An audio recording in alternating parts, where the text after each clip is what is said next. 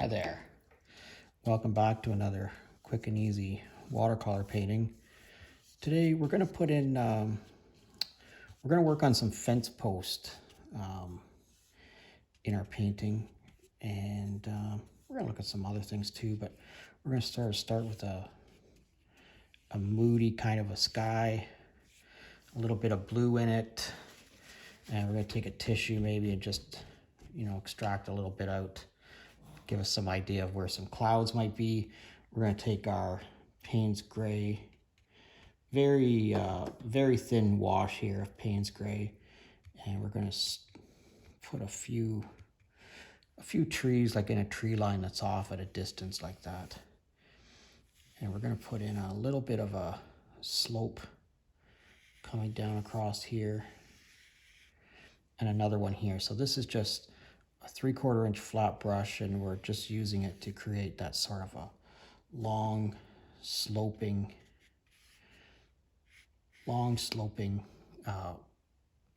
hill. Okay, so it's like a long sloping hill. I'm not going to rinse this off. I'm going to put this right into my Payne's gray, get quite a bit of pigment on it, and I'm going to touch it along this tree line here. I'm going to get a little bit more. Just bump up the saturation level a little bit there, a little bit more. We're going to put a little bit of this in here. That's pretty good. So we want to look like a long hill swooping down, okay? So I'm going to take this and maybe touch this tree line a few more times, get a little bit more pigment in there, get it to bleed off into the water that's already on there. Okay, you can see how that's all already started to split out of there. Very nice. Okay, we're going to grab, this is some Sienna. We're going to touch that line that's already on there and let the Payne's gray bleed into the Sienna. I'm going to pick up a little bit more Sienna. I'm just going to put a little bit of a line coming down across there. Okay, now I'm not going to rinse this brush out again. We're just going to leave it the way it is. And I'm going to pick up yellow ochre this time. I'm just going to brush that across there and get all that to bleed together. Now I'm going to set this brush aside, and I'm going to pick up my #1 watercolor brush, which I don't use the one watercolor brush very often, but I have sharpened a point on here and I use that all the time. So I'm going to make some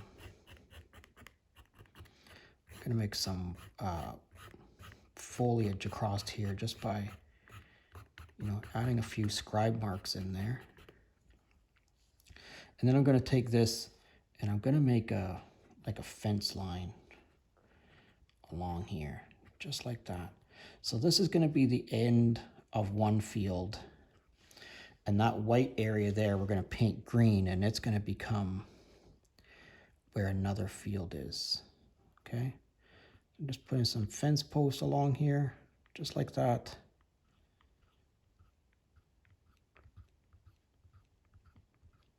All the way to the edge.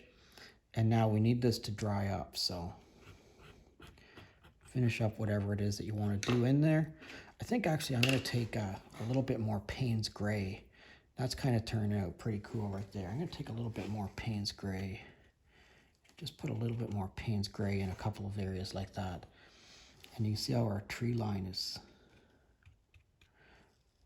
coming along pretty good right there. Okay, we need this to all dry. And then once it dries, we'll come back.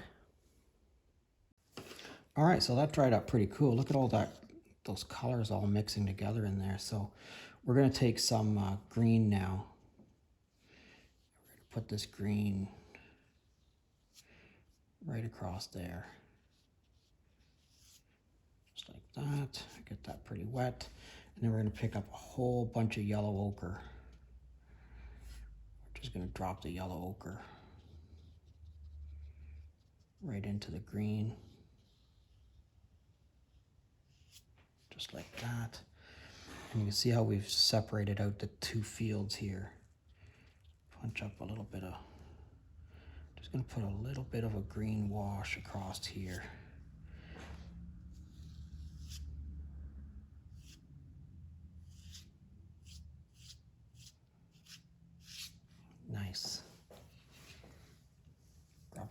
water.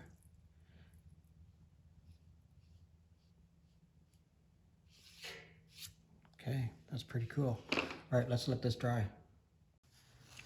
All right, we got some very cool color combinations going across there. And our fence line really turned out pretty interesting there too. Look at this trees that are back in the distance here, our green field. You know, it's kind of green, but you know, it's not summer green. Put our mat on there. That turned out really cool. I like it. All right, let me know what you think in the comment section. I'd love to hear from you. Please drop me a comment and let me know where you're from. If you're currently a subscriber, thank you very much. And if you're not currently a subscriber, please consider subscribing to my channel. Have an awesome day, and we'll see you again next time.